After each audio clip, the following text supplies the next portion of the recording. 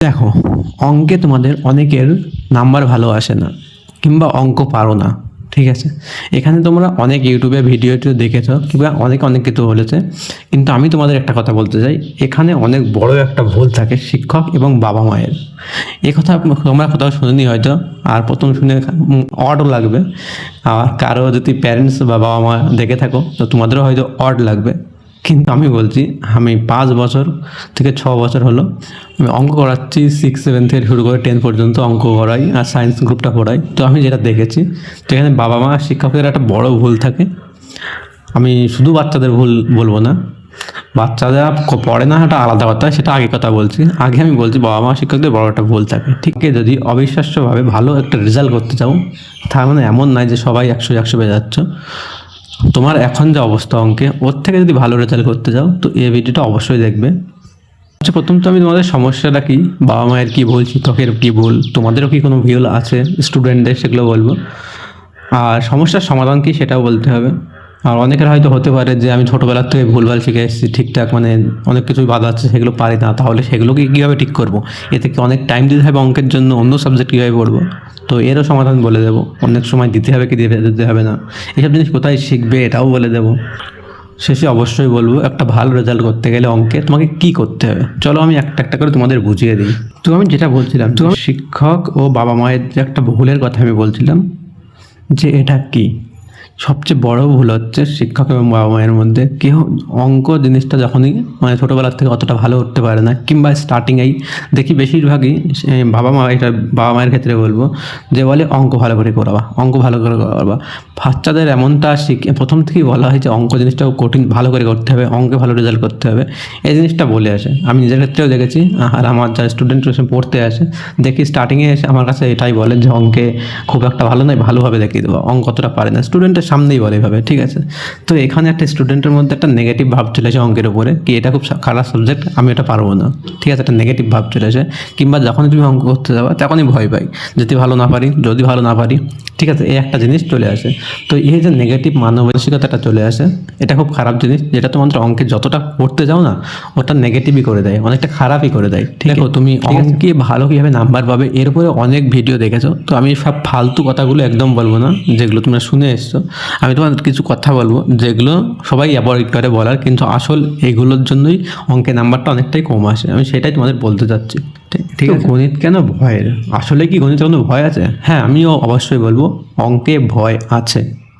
ঠিক আছে, এই ভয়টার জন্যই তোমার রেজাল্টটা ভালো হবে। অঙ্কে যদি তোমার ভয় থাকে, ভয়টার জন্যই রেজাল্ট তোমার ভালো হবে, কিন্তু ভয়টাকে তোমার কাজে লাগাতে হবে। এমন নয় যে ভয়টা পেয়ে গেছো বলে ভয়টা পিছিয়ে লুকিয়ে রাখবে, ভয়টাকে তোমার কী করতে হবে, কাজে লাগাতে হবে। কীভাবে কাজে লাগাবে? তো অঙ্ক দেখো, ভয় কেন? কারণ অঙ্ক অন্যান্য যে সাবজেক্টগুলো আছে সেগুলোর মতো নয়, যে আমার টিচার পড়িয়ে দিল, একদিন দুদিন পড়লাম না, পরের দিন পড়ে নেবো, কিংবা এক সপ্তাহে একবার পড়ে নেবো, এরকম করে নেবো। কিংবা এই একটা জিনিস শিখে নিলাম, এই জিনিসটাই পড়বো, একটা টপিক বাদ দিয়ে দিলাম, এই জিনিসটার মতন নয়। তোমার অঙ্কে প্রত্যেকটা টপিকেই শিখতে হবে, কারণ কো রিলেটেড হয় প্রত্যেকটা অঙ্কের সঙ্গে কো রিলেটেড হয়। এমন একটা জিনিস হলো, তুমি অঙ্ক তুমি ছোটোবেলায় তোমার ভগ্নাংশের যোগ বিয়োগ শিখালো, ঠিক আছে, তুমি সেটা শিখলে না, ভগ্নাংশের যোগ বিয়োগ শিখালো, তুমি সেটা শিখলে না বলে এই টপিকটা আমি বাদ দিয়ে দিই। এবার তুমি যখন বড় হয়ে অঙ্ক করবে, যে কোনো অঙ্কের মধ্যে দেখবে তোমার ভগ্নাংশের যোগ বিয়োগ করতে হচ্ছে, তখন তুমি সেটা কীভাবে করবে? তুমি তো শিখে আসোনি। কিংবা একটা আমি চ্যাপ্টারের নাম বলি, যে সূচকের একটা চ্যাপ্টার আছে, একটু বড় হলে দেখবে সূচকের একটা চ্যাপ্টার আছে। সূচকের অঙ্কর চ্যাপ্টারটা মনে হলো ছোটো একটা চ্যাপ্টার, সোজা চ্যাপ্টার বাদ দিয়ে দিই, ঠিক আছে, অন্য চ্যাপ্টার করবো। তুমি একটু ওপরে যখন যাবে ক্লাসে, তখন দেখবে প্রত্যেকটা অঙ্কের মধ্যে তোমার সূচকের অঙ্ক করতে হচ্ছে, গুণ করতে হচ্ছে, পাওয়ারে কীভাবে গুণ হয়, কীভাবে ভাগ হয়, এগুলো তুমি শিখে আসোনি। তো এগুলো কীভাবে করবে? অন্য আর একটা চ্যাপ্টার যেগুলো এখানে কাজে লাগছে সেগুলো করতে পারবে না। ঠিক আছে, তো এই জন্য তোমাদের অঙ্ক একদম চ্যাপ্টারগুলো কোরিলেটেড হয়, ওই জন্য কিছু তোমার স্কিপ করা যাবে না, প্রত্যেকটা জিনিস শিখতে হবে, কম শিখলেও শিখতে হবে। এই জন্য অঙ্ক একটা ভয়ের হয়, কি অনেক কিছু স্কিপ করে যায়, এই জন্য পরে ভয় লাগে যে ওই জিনিসটা শিখে আসিনি, এবার এটা পারবো না। এটাও একটা খারাপ জিনিস। ঠিক আছে, স্টুডেন্টদের মধ্যে একটা জিনিস দেখেছি, লজিক্যাল থিঙ্কিং নেই।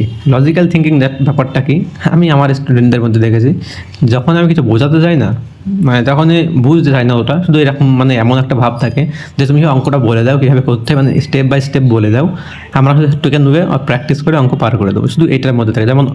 যেমন কোনো একটা সাবজেক্টের পড়া, মানে তুমি আবার শুধু পড়াটা বলে দাও, বাড়িকে মুখস্থ করে এসে বলে দেবো, এমনটা অঙ্কের ক্ষেত্রেও হয় না।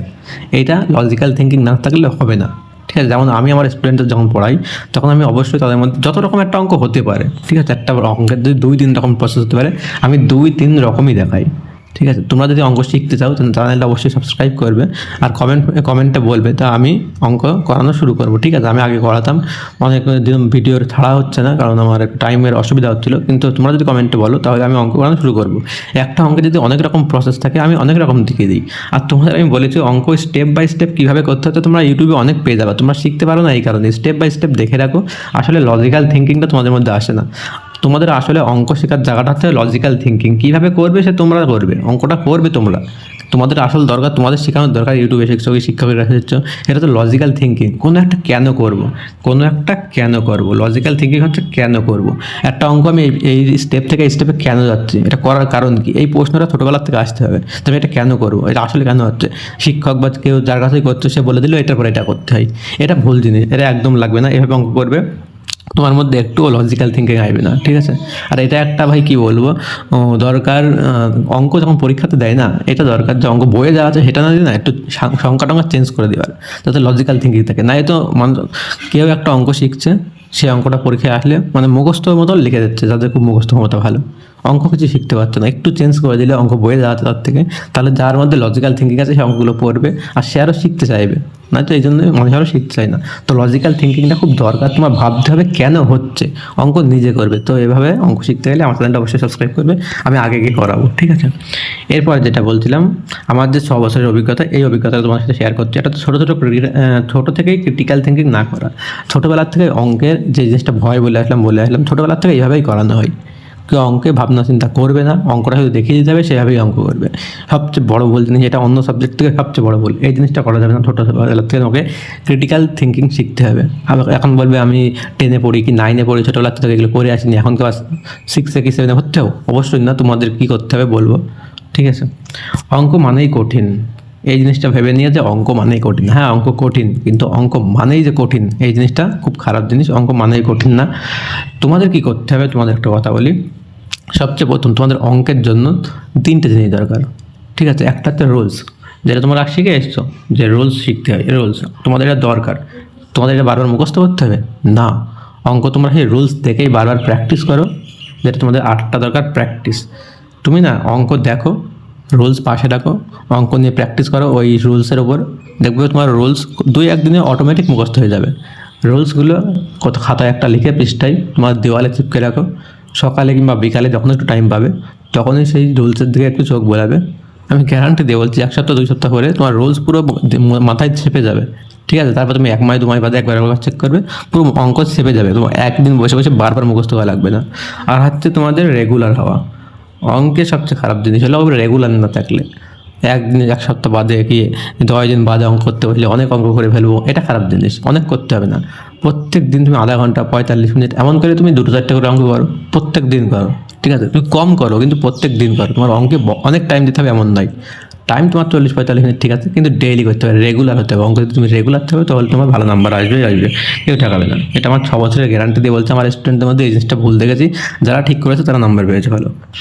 এরপরে এখন সমস্যার সমাধান কি, এই যে সমস্যা ছোটোবেলার থেকে শিখে আসেনি সব কী করেছে, এগুলো সমস্যার সমাধান কি। ঠিক আছে, যদি কারোর বাবা মাও দেখো তো আমি এটা বলবো, বাচ্চাদের সবচেয়ে আগে ভয় থাকার কিছু নেই যে তুমি অঙ্ক পারো না, মারা, তাদেরকে প্রত্যেক দিন আধা ঘন্টা আর 40-45 মিনিট করে অঙ্ক করা শুরু করো। ঠিক আছে, যেগুলো পিছনে বাদ আছে সেগুলো প্রত্যেক দিন আধা ঘন্টা করে টাইম দাও, শিখে যায়। ঠিক আছে, সবচেয়ে বড় ভুল হয় কিছু যেগুলো বড় ভুল হয় সেগুলো যেন না করে। একটা অঙ্ক যখন করতে হচ্ছে অল্প টাইম দিয়ে করবো। বড় আমি ভুল হয় কি বলছি, আমার একটা শিক্ষক দেখেছি, ধরো আমি 2x স্কোয়ার লিখবো, আমি এরকম বলছি 2x স্কোয়ার, তাহলে যখন 2x স্কোয়ার লিখবো এটা ব্র্যাকেট দিয়ে স্কোয়ার লিখতে হয়, এটা আলাদা ব্যাপার। আর 2x স্কোয়ার এই দুটো আলাদা ব্যাপার। ঠিক আছে, আমার একটা স্টুডেন্ট আছে, একটা না বেশিরভাগই স্টুডেন্ট দেখি বারবার বলে, আমি প্রত্যেক দিন জিনিসটা বলি, কিন্তু এরা মনেই রাখে না। কেন মনে রাখে না? কারণ আমি যখন বলি হয় তখন ধ্যান দেয় না, মনে থাকে না। সেটা তুমি খাতায় লিখে নাও, বারবার দেখো এই লেখাটা, যে আমি এই জিনিসটা ভুল করি, সেটা করে না, কিছুই করে না। আমি বলে দিই, আমি লিখে দিই, তাহলে মনে চেক করে না খাতা, এই জিনিসটা ভুল করে। এটা আলাদা জিনিস, এটা আলাদা জিনিস। কী করে এরকম ব্যাপারটা যখন এরম হওয়ার কথা, 2টো লাইন করার পরে জিনিসটা এরম করে দেবে।